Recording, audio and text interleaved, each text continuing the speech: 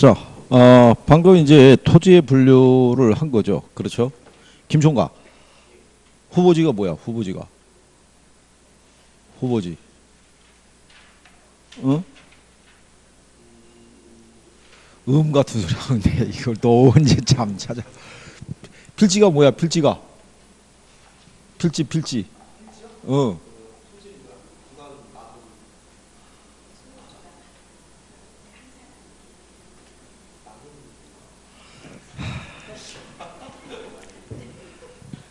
자, 똑같은 게 이게 얘기를 정확하게 할 수 있을 때가 정리가 되는 거라고. 그 물어봐서 처음에는 이 안에서 뭔가 뭐 섞여 있고 뭐 뭔가 말로 나와야 되는데 이게 되게 어설프다고. 이게 이제 일목요연하게 나오면 거기가 정리가 되는 거라고. 그게 열심히 해야 된다고. 열심히. 응?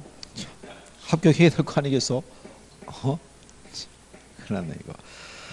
열심히 하면 되고, 그 다음에 이제 30페이지 가시면 건물의 분류가 있는데요. 용도에 따른 분류, 양식에 따른 분류, 그 다음에 구조 형식에 따른 분류 있죠. 이거는 그냥 참고사항이에요. 참고사항이고 시험에 인용이 안 돼요. 다만 나중에 여러분들이 왜 부동산 그 거래 계약서 쓰시다 보면은 주택에 대한 어떤 용도라든가 구조 이런 것들이 표시가 돼 있죠. 또 여기에 따라 가치는 조금씩 달라질 수는 있어요. 근데 그런 면에서는 우리가 활용할 수 있어도 시험상에서 인용을 하진 않아요. 이제 우리가 여기서 두 번째로 하는 게 이게 이제 주택의 분류가 있어요. 주택의 분류를 보면요, 이게 건축법상의 분류가 있고요. 건축법상에서 단독주택하고요, 그 다음에 공동주택으로 구분해요. 여기서 구분하는 거는 소유권 있죠. 단독주택은 소유권이 몇 개겠어요? 하나죠. 공동주택은 소유권이 구분돼 있죠. 여러 개로.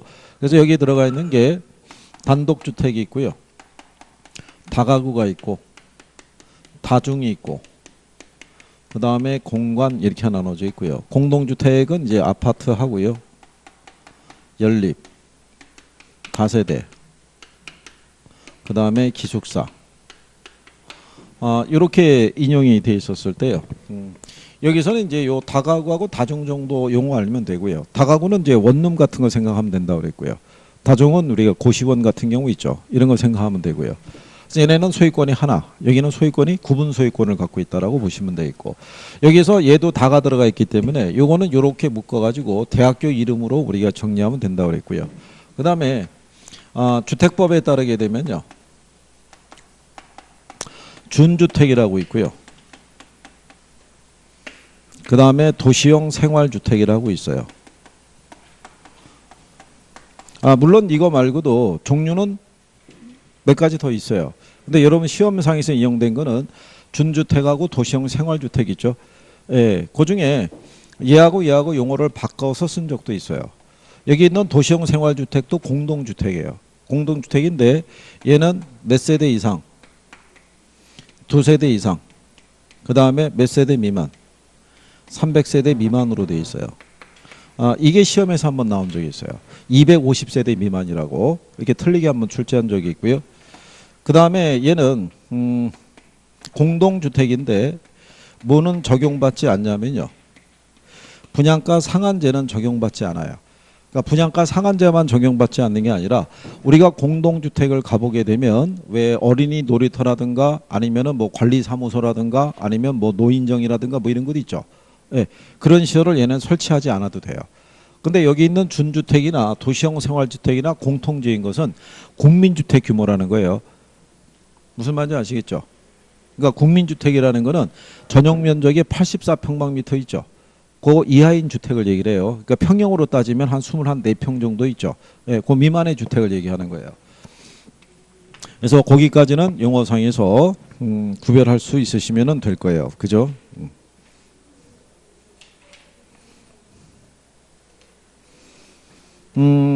어디 한번 가보시면 되냐면요, 35페이지 한번 가보세요. 35페이지 가시면 6번 문제 보시면 주택의 유형에 관한 설명으로 옳은 거 물어봤죠. 네, 거기 5번 지문에 가면 도시형 생활주택은 350세대 미만의 국민주택 규모로 대통령령이 정하는 주택으로 단지형 연립주택, 단지형 다세대주택, 원룸형 주택 등이 있다라고 돼 있죠. 거기서 뭐가 틀렸겠어요? 세대. 350세대 미만이라고 그러니까 틀린 거예요. 간단하게. 그리고 국민주택 규모라고 명시가 돼 있죠. 예, 그러니까 그렇게 여러분들이 구별할 수 있으시면 되는 거예요. 그리고 뒤로 넘어가시면 36페이지 가면은 문제 7번 있죠. 다음에 법률적 요건을 모두 갖춘 주택이라고 돼 있죠. 예, 거기 보면은 두 번째 지문에 이렇게 돼 있어요. 독립된 주거의 형태를 갖추지 아니한 것, 각 실별로 욕실은 설치할 수 있으나 취사 시설은 설치하지 아니한 것을 말함 이렇게 돼 있죠. 그러니까 이게 이제 뭐 얘기하면 이제 고시원 이런 거 얘기하는 거예요. 이게 이제 기숙사하고 차이점은 뭐냐면 거기 거주하는 인원의 절반 정도가 취사할 수 있는 시설이 설치가 되어 있는 건 기숙사예요. 예, 그러니까 그 여부로 구별을 나중에 하시면 돼요. 비슷하게 판단이 되면. 지금 제가 얘기한 거는 나중에 여러분들이 이제 문제로 다음 주부터 아마 자료가 주어질 거예요. 원래 오늘 드릴까 그러다가 오늘은 뭐 지금 물어봤지만은 뭐 지금 대답도 못 하고 있는데 뭘 해봐야 그래도 오늘 한 거라도 있어야지 뭘 주고 복습이라도 하라고 얘기를 하죠. 그렇지 않겠어요? 그래서 이제 유형을 드리는데 올해 유형은 이제 조금 그 형식을 다르게 해서 자료를 줄 거예요. 예, 그러면 이제 그거 가지고 복습을 한번 해보는 거예요. 아 이게 뭐지 이런 거 주관식으로 주는 것도 있고요. 무슨 말인지 아시겠어요? 둘 중에 하나 초이스라는 것도 있고, 그러니까 유형을 다르게 해서 줄 거예요. 하나로 주면은 너무 정형화되어 있기 때문에 예, 그래서 패턴을 달리해 가지고 한 번씩 이렇게 복습하는 개념으로 풀어보시면 돼요. 그리고 그 다음번에 와갖고 꼭 물어볼 거예요. 복습했는지. 괜찮아요? 네. 그래서 물어보는 대상은 총각하고 처녀만. 네. 배우자 있는 분들은 열애로. 그러면 또 신처녀인가? 손처녀가? 손처녀 그러면 또 안 나오겠네. 오늘 물어본다 그랬으니까 오늘은 쉬어야지. 그럼 아니 1년 내내 물어볼 건데 1년 내내 안 나올 거야 그럼. 중요한 건 그게 선생이 이렇게 물어봤을 때 있죠. 예, 그때가 집중력은 또 높아져요. 그 시점에서. 그걸 그때 물어본 것에서는 잘 안 잊어먹는다고요. 어쨌든 하게 돼 있으니까. 그게 실력을 배양하는 방법인 거예요. 그게. 이게 그냥 물어봤다고 그래가지고. 그렇다고 해서 여러분들 저기 화면에 얼굴 나오냐 이거예요. 얼굴 안 나온다고. 어? 여러분들은 안 나오고, 여기 저밖에 안 나와요. 이거. 나중에 화면 보면 알겠지만, 여러분들 뒤통수도 안 나와요. 그냥 화면, 카메라가 일로 오기 때문에. 그래서 여기 이 상체 라인밖에 안 나온다고요. 칠판하고. 어? 안 나오지. 그게 왜 나오겠어. 왜 목소리 들릴까봐? 아이고. 아니, 동네에서 목소리만 들으면 다 아나? 그건 아닐 거 아니겠어? 그러니까 그런 건 걱정하지 않아도 돼요. 집중할 수 있냐가 관건이죠. 뭐, 그죠? 그러니까 높은 집중력을 유지해야 되는 거는 이거 보고 있다가 그냥 중간적으로 딴 생각이 들어올 때 있잖아요. 불현듯이. 갑자기 왜 집안 걱정, 나라 걱정 뭐 이런 거 하다 보면은 놓치는 거예요. 그러면 반복 효과가 떨어지는 거예요. 예? 왜 물어봤는 줄 알아? 조금 아까? 아니 왜 폰을 들고 난리야? 폰을 들고. 참나 진짜. 자, 그 다음에 여기를 이제 하는 거예요. 뭐를?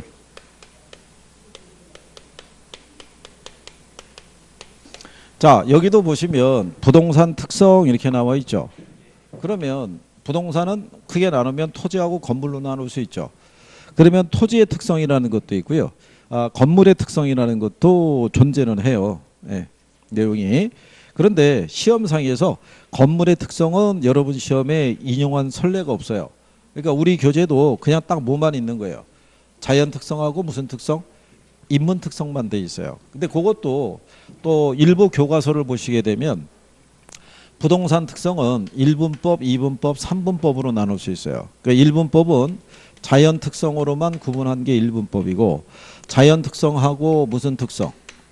인문 특성으로 이렇게 구분한 것이 2분법. 그 다음에 3분법은요. 물리적 특성하고 경제적 특성하고 제도적인 특성으로 이렇게 구분한 게 3분법이에요. 학자들에 따라.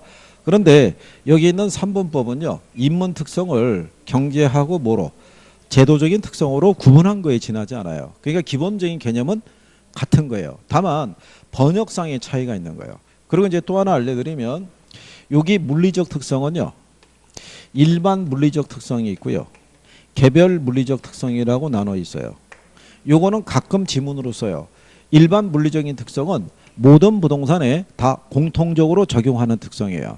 그래서 여기 보게 되면 부동성이라든가 그 다음에 부증성이라든가 그 다음에 영속성이라든가 그 다음에 개별성. 그런데 이거를 그 번역한 양반들이 부증성은 비생산성, 영속성은 불개성, 그 다음에 개별성은 비대체성, 이렇게도 번역을 한 거예요. 같은 표현인 거예요. 무슨 말인지 알겠죠?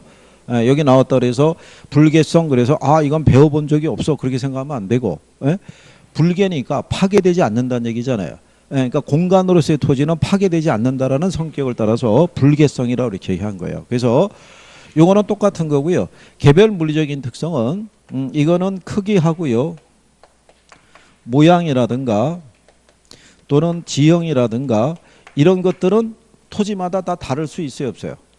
다를 수 있죠. 그래서 뭐 그렇게 나눌 수도 있다라고 보시면 돼요. 그래서 기본적으로 얘네들은 성격이 같은 거라고 보시면 돼요. 같은 거라고. 그래서 그렇게 구별하면 되겠고요. 나중에 그 경제적 특성에 대해서 한두 가지 정도는 나중에 추후에 보완은 해드릴 거예요. 지금은 해도 소용이 없고요. 왜? 지금은 여기 있는 내용을 정리하는 게 더 필요하니까. 그래서 우리가 지금 여기다 정리하는 거는 토지의 무슨 특성, 자연 특성하고 무슨 특성, 인문 특성, 즉 이분법에 의한 구별만 지금 하는 거예요. 자, 그러면 자연 특성이라는 건요, 토지가 자연물이기 때문에 선천적으로 갖게 되는 특성을 무슨 특성? 그걸 자연 특성이라고 얘기를 해요. 그러니까 얘는 토지가 무슨 물이니까 자연물이기 때문에 갖게 되는 특성으로 선천적이고 불변적인 특성이 있죠. 그죠? 이게 예전에 여러분 시험에 이렇게 나온 거예요. 토지의 무슨 특성은? 자연 특성이라는 것은 부동산은 토지와 뭐로? 건물로 구성이 되어서 이렇게 지문이 간 적이 있어요. 그럼 이건 틀리는 거예요. 왜? 무슨 특성이라고 그런 거예요? 자연 특성인데 건물이 들어가 있으면 안 되잖아요. 자연 특성은 어디에서만? 토지에 대한 거. 그래서 그런 식으로 지문을 넣어가지고 틀리게 유도한 적도 있는데 요즘은 이렇게는 잘 안 줘요. 왜냐하면 얘네를 조금만 변형해서 주면은 얘네 답 맞추기 어려워요.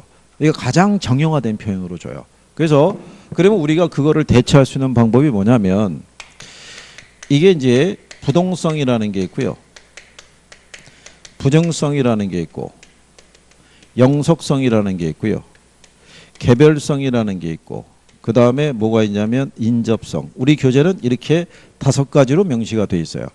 자, 그런데 여기 보시면 아시겠지만 종류가 하나, 둘, 셋, 4개죠. 그렇잖아요. 여기도 마찬가지로 이렇게 4개로 끊는 거예요. 이거는 인용을 잘 안 하는 거예요. 인접성에 대해서는 지난번에 설명해 드렸지만, 그러니까 얘는 제목 정도 수준 말고는 들어오질 않아요. 따로 오지선다를 구성하더라도 이 지문이 들어오거나 그러진 않는다는 얘기예요. 그래서 여기 있는 요 위에 거 3가지가 주요 특성이에요. 그러니까 단독적으로 문제를 내면은 요 셋 중에 하나 내는 거예요. 셋 중에 하나. 그런데 20회 이후로 답으로 이게 단독으로 문제가 나온 게 얘하고 얘하고만 나왔어요. 얘하고. 그러니까는 두 번씩 나온 거예요. 그러니까 뭐만 인용이 안 된 거예요. 부동성만 인용이 안 되고 있는 거예요. 근데 이제 얘가 워낙 두드러지기 때문에 얘는 탁 내려온 순간에 바로 무슨 성격이라고, 부동성이라고 너무 쉽게 구별할 수 있기 때문에. 근데 작년 여러분 문제가 이거 낸 거예요. 부증성. 그리고 여기 있는 얘네들은 여기 있는 요 이 부동성에서 이게 파생된 애들이에요. 이게. 그래서 그거를 인식을 하고 정리하는 게 필요하고요. 그래서 제일 먼저 여러분들이 보는 게 부동성이에요. 토지의 자연 특성 중에서 가장 대표적인 성격 중에 하나가 부동성이라고 보시면 돼요. 그래서 얘를 정리하려고 그러면 뭐를 알아야 된다 그랬어요. 얘가 중요한 거예요. 의의가. 부동성이라는 거는 토지의 무슨 위치, 이거는 인위적인 이동이 된다 안 된다, 이거 얘기하는 거예요. 토지의 지리적 위치는 인위적으로는 이동시킬 수가 없다, 이런 얘기죠. 자, 이로 인해서 뭐가 나타나는 거예요? 파생 특성이 나오는 거예요. 이게 이 파생 특성이라는 거는 여기에서 파생된 거라는 거예요. 그죠? 그래서 제일 먼저 나오는 게 동산과 부동산을 구별하는 근거가 된다라고 돼 있죠. 움직이느냐, 움직이지 못하느냐. 그런데 공시 방법을 달리하는 근거가 된다라고 돼 있죠. 여러분들이 이제 공시법에서 공시의 원칙이라고 배우죠. 물건 변동에 관한 사항이 발생하면 반드시 그 사실을 제3자에게 알려줘야 되는 거예요.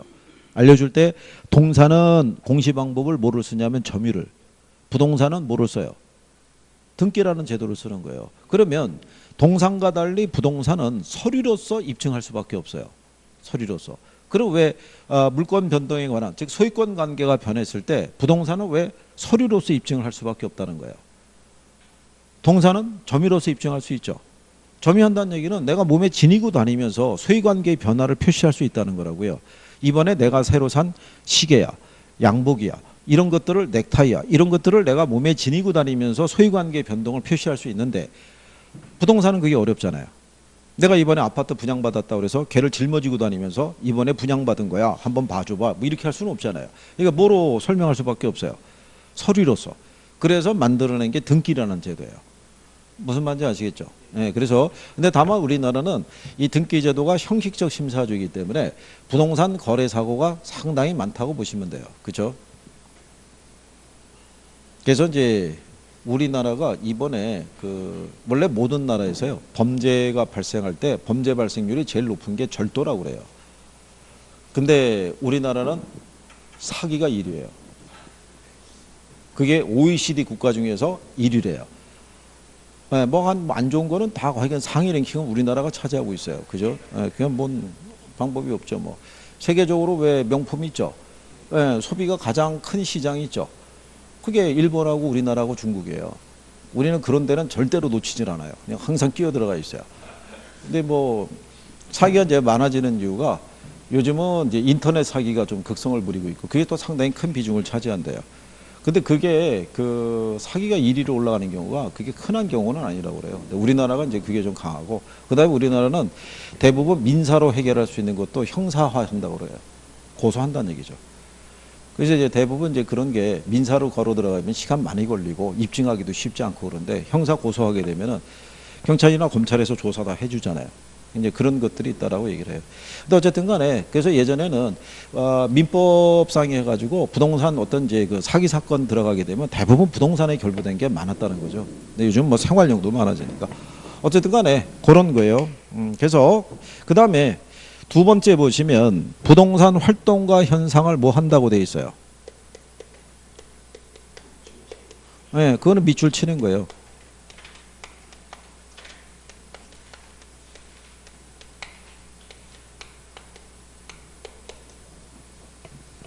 노란색으로 하는 애 있죠. 국지화 시킨다는 거. 자, 이게 무슨 의미겠어요? 국지화한다는 게. 부동산 시장은 고도로 국지화돼 있어요.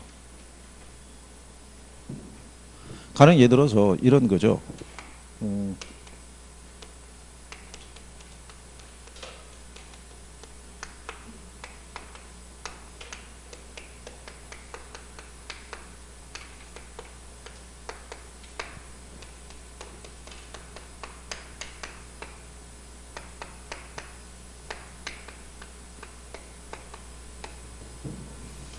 만약에 이렇게 주소가 나와 있어요.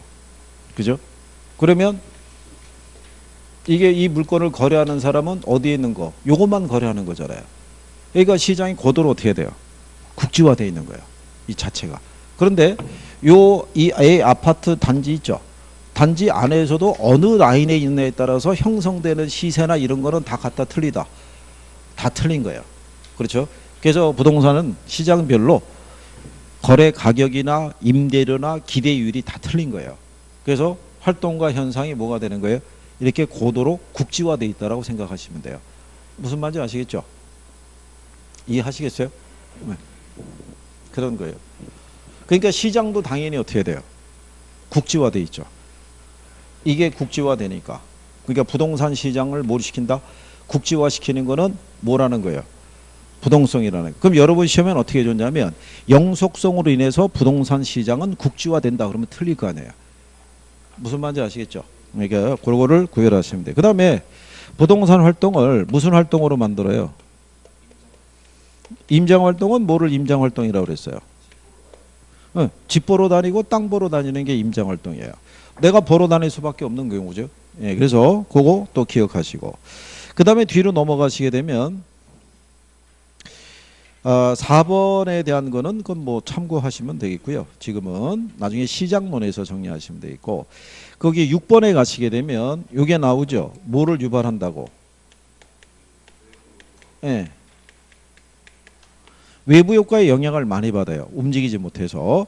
주거지역 인근에 공원이 들어설 수도 있고 공장이 들어설 수도 있죠. 예, 그럴 때 그 영향을 그대로 받을 수밖에 없는 문제가 되더라. 그 다음에 9번에 가시게 되면 부동성으로 인해서 중앙정부나 지방자치단체의 상이한 규제와 통제를 받을 수 있어요, 없어요? 있잖아요. 근데 그러면서도 걔네가 중앙정부나 지방정부의 조세 있죠. 수입에 뭐가 되는 거예요? 근거가 되는 거예요. 그죠? 여기 대전 이 서구청에서는 1사분기 재산세 부과하면 얼마 걷어들일 수 있다는 게 지금 파악할 수 있어요, 없어요? 다 파악할 수 있는 거죠. 아니 서구와 있는 이 부동산들은 다 파악이 돼 있잖아요. 이거 움직이지 못하니까. 그죠? 그러니까 걔네들이 뭐에 근거가 되는 거예요? 조세 수입의 근거가 되는 거예요. 그러니까 지자체별로 예를 들어서 대기업에 무슨 공장이나 뭐 이런 거 있으면은 유치하려고 치열하게 애를 쓰죠. 걔네가 돌아가게 되면 조세 수입도 늘어날 뿐만 아니라 고용 창출이 되니까 지역 경제 활성화에 도움을 준다고요. 그러니까 적극적으로 유치하는 전략을 쓰는 거예요. 지난번에 우리가 입지론할 때 설명했지만 그 지역이 또 성장을 하기 위해서는 기본적인 인구가 있어야 돼요. 인구가 빠져나가기 시작하면은 그러면은 그 도시가 성장하는데 마이너스 요인이 될 수밖에 없어요. 뭐가 없으니까. 수요가 없으니까. 그래서 지금 서울시가 비상인 거예요. 서울시가 인구 1000만이 이제 무너졌을까요? 아마 지금 거의 그 정도 수준까지 와 있는데 서울에서 만약에 이 수도권 일대로 경기도나 이쪽으로 주거로 이동하잖아요. 그러면 다시 인솔하기가 불가능하다는 거죠. 서울의 지금 평균적인 주택 가격이 5억이라는 얘기죠. 그러면은 전세만 따지더라도 거의 한 3억에 육박한다는 얘기인데, 근데 전세금은 매년 올려달라 그럴 거 아니에요. 그러니까 그걸 올려주는 거를 이기질 못하면 결국은 그거를 가지고 어디로 나가겠어요. 출퇴근이 가능한 이제 경기도 일원으로 나갈 거라고요. 그러면 자기 갖고 있는 한 3억에다가 융자 좀 껴가지고 조그만 평형의 아파트를 하나 그 전세금이 하나 살 수 있을 거예요. 그럼 사고 난 다음에 3억짜리 이제 집 하나 샀어요. 평형 작은 걸로 해서. 그러면 나중에 다시 인서울 하려고 그러면 여기는 5억이잖아요. 그러면 갭이 일단 2억이잖아요. 그럼 죽어라고 해가지고 2억을 모았을 때 이게 그냥 계속 5억으로 있겠냐고요. 이거보다 더 뛰지. 이게 한번 나가면 다시 들어가기가 어렵다는 거예요. 이 지방에서도 가격이 그래도 평균적인 가격이 비싸기로 나와 있는 게 이제 대구하고 부산 정도인데 거기도 평균적인 주택 가격이 한 2억 한 5천, 7천 이 정도 된대요. 그러니까 거기서도 집 두 채는 팔아야 인수를 하는 거예요. 그것도 강남이 아니라 강북으로. 근데 저쪽에 더 밑으로 내려가게 되면 1억 한 7천 뭐 이 정도 된대요. 그러면 집 한 세 채는 팔아야 들어올 수 있다는 얘기예요. 이게 현실적으로는 이제는 불가능하다고 봐야죠. 이게. 그러니까는 자 어쨌든 간에 뭐 그런 내용이죠. 그래서 여기를 정리하실 때는 외우면 안 돼요. 외우면 안 되고 요거를 가지고 그래서 이런 게 나오겠구나라고 이해를 해줘야 돼요. 그래야지 여러분들이 공부하는 범위가 줄어드는 거예요. 무슨 말인지 아시겠어요? 왜? 그러니까 그거 생각하시면 되겠고, 그 다음에 뒤로 가시면은 뭐가 있냐면 부정성이라고 있어요. 자, 부정성이라는 것은요, 토지는 그죠? 뭐를 투입해서요? 예, 생산비를 투입해서 이 물리적인 절대량이 있죠. 이거를 증가시킬 수가 없다라는 게 뭐라 그런다? 부정성이에요. 물리적인 절대량을 증가시킬 수 없다는 얘기는요, 물리적인 공급은 안 된다는 얘기예요. 그러면 이게 이제 여러분들이 뭐 얘기하냐면 이런 얘기죠.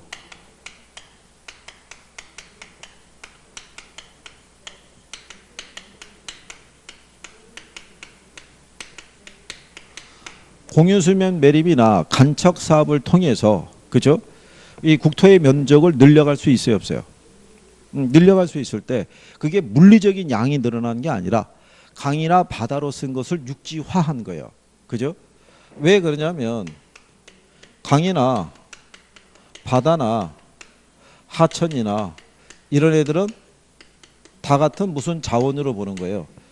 토지 자원으로 보는 거예요. 그러니까 이용상의 전환인 거예요. 그러니까 언뜻 인식할 때는 바다로 쓰고 있는 것도 일종의 토지 자원이라는 얘기예요. 강으로 쓰고 있는 것도 토지 자원이고, 그러면 결국은 강을 메우든지 바다를 메워가지고 우리가 면적이 늘어나는 게 물리적으로 늘어나는 게 아니라 그냥 바다를 육지화한 것밖에는 지나지 않는다는 얘기예요. 무슨 말인지 아시겠어요? 그러니까 이거를 가지고 다 같은 토지 자원으로 보기 때문에 여기서 지문으로 쓸 수 있는 건 이거예요. 부증성의 예외는 있다 없다? 없다라는 거예요. 절대로 물리적인 양은 생산할 수 있다 없다? 없다. 이렇게. 그래서 여기서 나오는 파생 현상이 있죠. 현상을 보시게 되면, 자, 이쪽으로 옮겨갈 거예요. 밑에 또 안 보일 테니까. 무슨 법칙이 성립이 안 돼요? 네, 생산비 법칙이 성립이 안 돼요. 자, 생산비 법칙이라는 건요, 그 재화의 가치는 그 재화를 생산하기 위해서 투입되는 비용이 있죠. 비용에 의해서 가치가 결정이 된다는 거예요. 그래서 비용이 100원이 들어가면 가치도 100원이라는 얘기고, 비용이 1000원이 들어가면 가치도 1000원이라는 얘기인데, 얘는 비용이 제로잖아요. 그러니까는 가치가 발생할 수가 없다, 이런 얘기예요. 그게 무슨 법칙이다? 그게 생산비 법칙이라고 생각하시면 돼요. 자, 그래서 거기 보시면 얘는 생산할 수가 없으니까, 그렇죠? 거기에 보시게 되면 토지 부족 문제의 근본적인 원인이 되죠. 도시 지역의 수요는 늘어나는데 공급이 제한적이잖아요. 그러면 토지가 부족하게 되면 뭐가 상승해요? 지가가 상승하죠. 그러면 지가가 상승한다는 얘기는 이렇게 생각하시면 되죠. 우리 앞에서 생산 요소라고 배웠죠. 생산 요소. 생산 요소가 뭐예요? 김총각. 생산 요소가. 억울한 표정이네. 왜 앞에 있는 손천은 안 물어보고 나만 물어보느냐, 뭐 이런 거네. 아니 손천여 성격 몰라? 몇 번만 물어보면 또 다음 주에 안 나온다고. 그렇잖아. 그러면 또 한 주 쉬었다가 또 갈등한 다음에 또 한 번 등장한다고. 그렇잖아. 그 안 나오면 손천여 손해지. 그렇지 않겠어? 합격하려고 나온 거 아니겠어? 아니 물어본다고 안 나오면 그걸 선생님이 그걸 어떻게 하겠냐고. 그렇잖아. 김총각. 그 생산요소가 뭐라고 그랬어? 생산요소가. 생산요소는 물건을 만들 때 투입하는 재료를 생각하면 된다고. 그래서 우리가 그때 이랬잖아. 빵집에서 빵 만들려고 그러면 뭐가 필요해? 밀가루 있어야 되지. 밀가루만 갖고 안 되잖아. 제빵사 있어야 되잖아. 둘만 있어서는 안 되잖아. 만드는 틀, 기계가 있어야 되잖아. 이런 것들이 생산요소라고. 그렇잖아. 그래서 여기 보면은 땅값이 상승한다는 얘기는 생산요소 가격이 뛴다는 얘기라고. 사용하는 대가가 높아질 거 아니야. 그러면 이렇게 비싼 땅을 갖다가 많이 사용할 수는 없을 거 아니에요. 그러면은 우리는 토지를 사용하는 대신에 토지의 사용량을 줄이고 대신에 뭐를 더 많이 투입하겠다는 거예요. 생산 요소 중에 자본을 더 많이 투입한다는 얘기예요.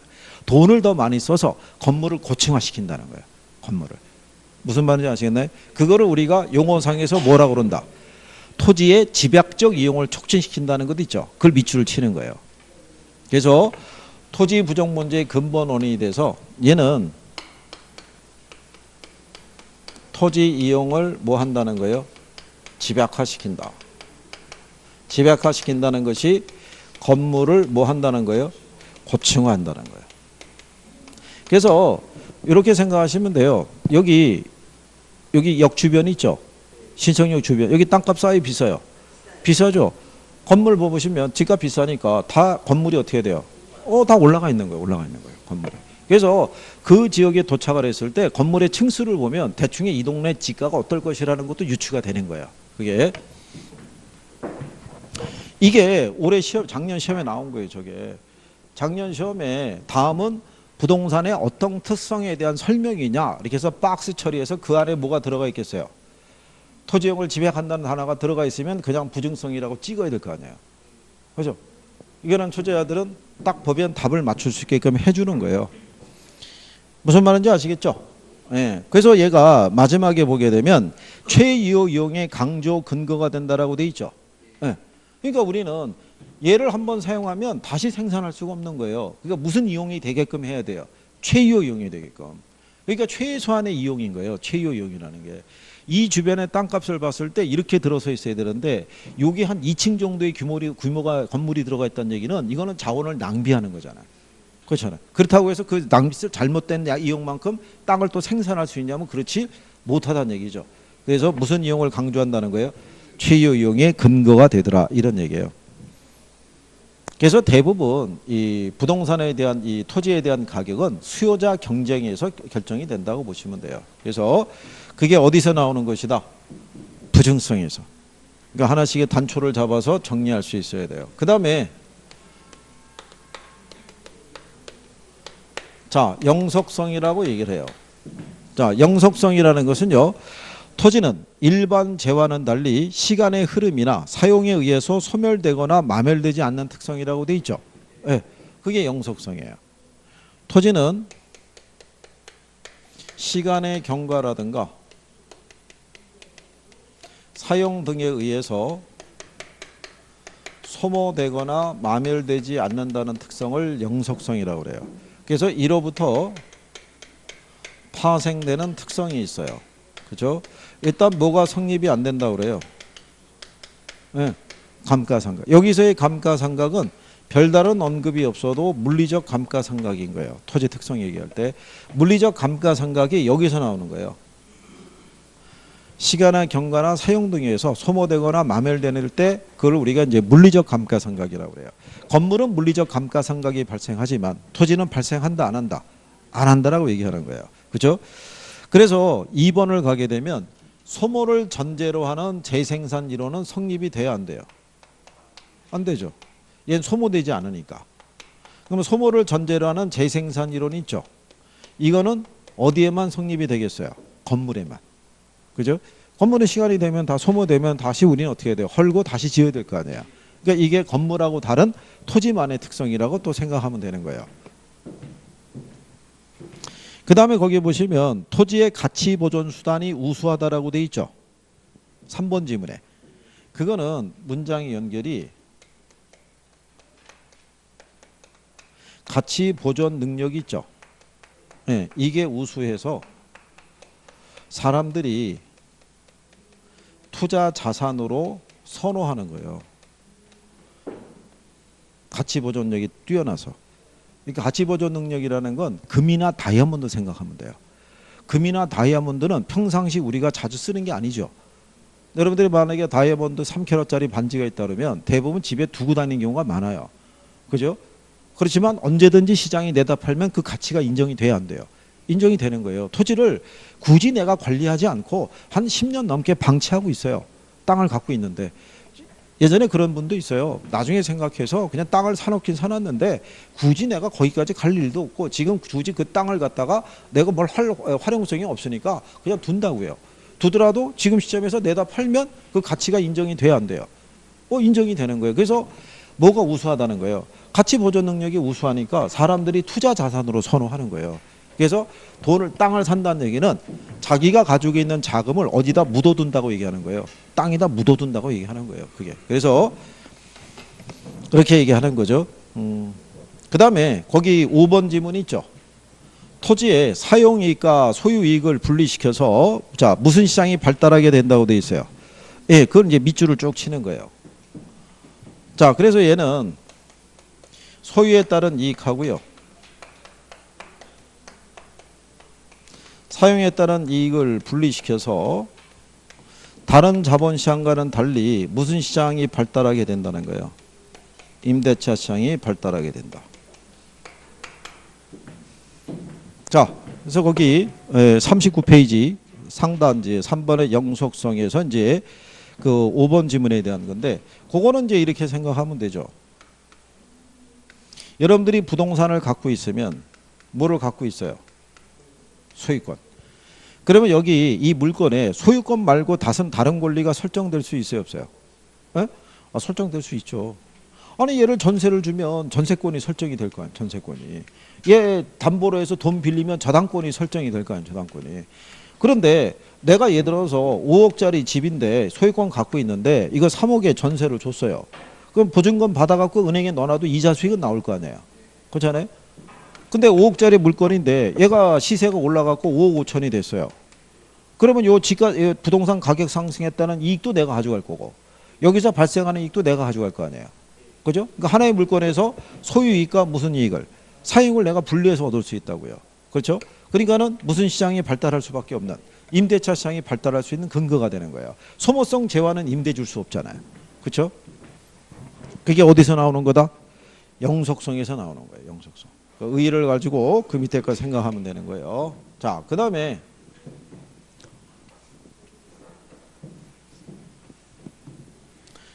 네 번째로 나오는 게 개별성이에요.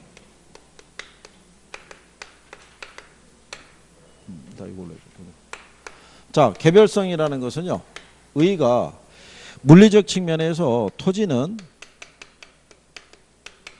다른 토지와 뭐 할 수 없다라는 거예요. 네, 대체할 수 없다. 이게 개별성인 거예요. 왜 다른 토지하고 대체할 수 없는 거예요? 네? 왜 다른 토지하고 대체할 수 없다?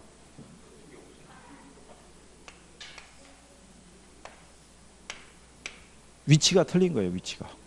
네? 위치가. 그래서 이 개별성이라는 게 부동성에서 파생된 성격이라고 얘기해 주는 거예요. 부동성에서. 그래서 얘는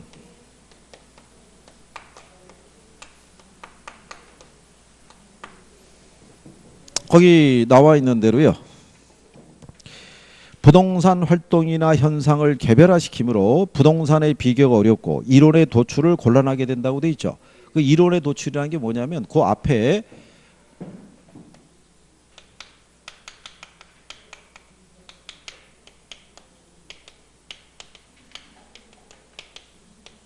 여기에 단어가 빠져 있어요. 보편적인 이론의 도출이 어렵다는 거예요. 일반적으로 적용할 수가 없다는 얘기예요. 왜냐하면 개별성이 있으니까. 성격이 다 같아요, 틀려요? 틀리잖아요. 그러니까 얘한테 맞는 거를 얘한테 똑같이 적용할 수는 없다 이런 얘기예요. 그래서 거기 3번 지문에 보면 감정평가 시에 표준지를 선정하기가 곤란하다고 돼 있죠. 이게 표준지라는 게 그 지역의 지가 수준을 대표할 수 있는 토지예요. 근데 다 개별성이 있으니까 어느 게 이 지역의 지가 수준을 대표할 수 있는 토지라고 특정하기가 어려울 거 아니에요. 무슨 말인지 아시겠죠? 네. 그리고 이제 많이 나오는 게 이것 때문에 무슨 법칙이 성립이 안 된다는 거예요. 요 일물일가의 법칙이라는 건요. 상품의 동질성을 전제로 해요. 동일한 시점을 기준으로 동일한 종류의 상품 가격은 몇 개라는 거예요? 하나라는 거예요. 하나. 근데 토지는 근본적으로 뭐가 다 틀려요. 위치가 틀리죠. 그리고 이 일물일가의 법칙이라는 거는 완전 경쟁 시장이라는 곳에서만 성립이 되는데 현실적으로는 이게 성립이 된다 안 된다? 안 되는 거예요. 현실적으로는. 지난번에 제가 왜 이 커피 갖고 얘기했잖아요. 우리나라 왜 저기 스타땡땡이라는 커피 브랜드 있죠. 네. 걔네는 전 세계 지점이 있잖아요. 그런데 동일한 원두를 로스팅해서 걔네가 물건을 팔 때 커피 한 잔 가격이 다 같아요, 틀려요? 다 다른 거예요. 그죠? 똑같은 원두를 써도. 그렇기 때문에 현실적으로는 이 법칙이 성립은 안 돼요. 이론적으로 얘기하는 거지. 근데 이게 성립이 안 되면 그 시장은 불안전 경쟁 시장이 돼요. 그래서 부동산 시장을 구조적으로 무슨 시장으로 만들어준다? 불안전 경쟁 시장으로 만들어주는 이유가 되는 거예요. 무슨 말인지 아시겠나요? 그래서 그렇게 구별하시면 되겠고. 그 다음에 이제 뒤로 넘어가시게 되면 인접성이라고 되어 있는데요. 이거는 이제 연결성이라고도 얘기를 해요. 물리적으로 토지는 뭐가 되어 있다? 연결되어 있다. 왜 연결되어 있냐면 강이나 호수나 바다나 하천이나 다 같은 토지 자원이잖아요. 그러니까 다 연결이 되어 있는데 우리 인간의 필요에 따라서 경계를 구분해서 쓰는 거죠. 나라 간의 국경, 그죠? 그 나라 안에서 보면은 도계, 군계, 개인 소유 간의 경계를 나누는 거예요. 나눴을 때 나누다 보면은 이렇게 붙어있는 토지가 발생할 수 있어요, 없어요? 이렇게 주변 토지가 붙어있는 상태를 인접성이라는 거예요. 인접성. 그럼 왜 이렇게 붙어있는 토지가 발생하겠어요? 움직이지 못하니까. 그러니까 붙어있는 토지가 발생하는 거예요. 그러니까는 서로 간의 이용에 협동적 이용을 필요로 하는 거예요. 여기 주택이 들어서면은 여기는 당연히 뭐가 들어서야 돼요? 주택이나 아니면 근생이나 이런 시설이 들어와야지. 여기 공장이라든가 쓰레기 처리장 이런 게 들어오면 안 되겠죠. 무슨 말인지 하시겠죠. 그러니까 얘도 외부 효과에 영향을 받는다라고 얘기를 해요. 붙어있기 때문에 소유와 관련해서 경계 문제도 유발한다라고 지난번에 설명해 준 거예요. 기억하나요? 그래서 그 내용까지 정도만 알아두시면 되고 지문상에서는 활용을 하진 않아요. 지문상에서. 그래서 그 내용 정도까지 정리하시면 될 거예요. 그래서 40페이지 왼쪽에 하면 예제 있죠. 예제. 예제 보게 되면 1번이 부동성이죠. 네? 네, 2번에 가면 소모를 전제로 하는 재생산 이론이나 사고방식을 적용할 수 없게 하는 게 뭐라고 그랬어요? 영속성. 영속성은 소모되는 개념이 아니잖아요. 그죠? 그 답이 2번일 거 아니에요. 그러니까 대표적인 걸 알면은 바로 답을 풀 수 있어요, 없어요? 있죠? 그 다음에 3번이 지리적 위치의 고정이니까 부동성이잖아요. 4번 부증성 나왔죠. 5번 개별성 나왔죠. 얘는 없잖아요. 나중에 여러분들이 기출을 보시게 되면 얘가 지문으로 등장한 케이스가 없어요. 따로. 네, 그러니까 그런 정도 알아두시면 돼요. 그래서 여기까지 자연 특성을 해봤어요. 잠깐 쉬었다가 인문 특성하고 경제론으로 넘어가시죠. 예, 쉬었다 들어오세요. 김종학 힘들어? 어?